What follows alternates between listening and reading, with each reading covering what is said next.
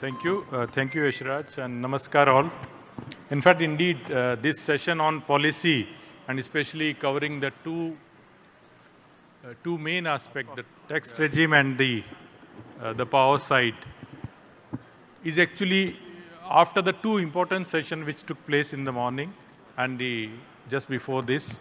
And of course, yesterday also, I believe there has been discussion on what we call the steel industry is transforming.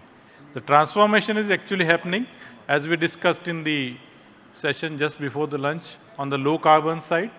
After the lunch, we discussed on the materials side.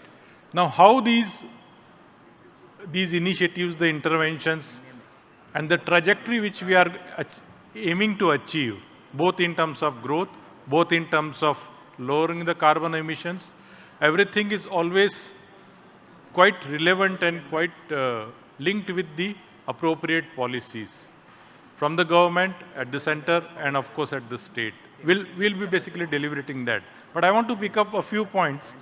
The number which was also presented in the previous session from 2.55 to 2.2, that was evolved after a lot of discussion post Glasgow. So when the Glasgow, the Honorable Prime Minister presented the Panchamrit, we wanted to work out how do we really shape up from 2021 up to 2030 the growing economy with a very ambitious target of something around 7 to 7.5% on a CAGR. How it will be supported by the interventions from both the low carbon economy, the decarbonization of hard-to-abate sector, which includes steel, and on the upstream side, the power sector. So these two targets, the greening the power sector and decarbonizing the demand sector, where the steel is the second largest sector. So if we take away the 40% emissions from the power sector, another 13% or 12% from the transport sector, the industry side, the highest is 8% is the steel sector. And with the trajectory of moving from somewhere between 120, 140 ton crude steel production from 2021-22 up to 280 to 300 by 2030. There are huge opportunities. And I'm really glad to participate in this conference, learning more what are the challenges, but what are the efforts going on. The last point which I wanted to make, and in fact it was also delivered a little bit on the transport logistic, how the transport has to move from the road to rail. All these policies are already in place. Currently, and thank you for my introduction, I have recently taken over as the head of the National Green Hydrogen Mission in the MNRE, the Ministry of New and Renewable Energy. And now we have an ambitious plan of also taking the decarbonization through a green hydrogen route. And in that, the steel sector is one of the important sector. We are thinking of different pilots in steel sector, as we discussed in the previous sessions. Perhaps one pilot which we are aiming it and we are in the verge of sanctioning is how do we have clearly a new design with 100% green hydrogen or 100% hydrogen-based DRI.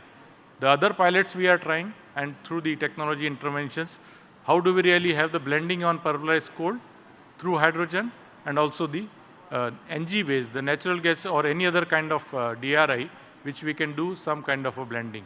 Now, all these new pilots and the R&D, we believe that in coming 3 to 4 years, this entire steel industry is going to have many more opportunities coming up, both in terms of technology, in terms of transforming their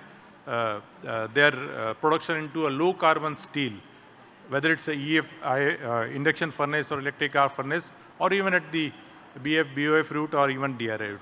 So I believe the coming 3 to 5 years are going to be really challenging, and in these challenging years, the role of policies, whether it's a GST regime or a green the grid to the power policies and regulatory policies, both at the state government level and the central government, are going to play a very critical role in helping and facilitating the entire steel industry in their trajectory of getting this 2.55 kg CO2 per ton of steel to 2.1 or 2.2. We are aiming actually very close to something around 2.1.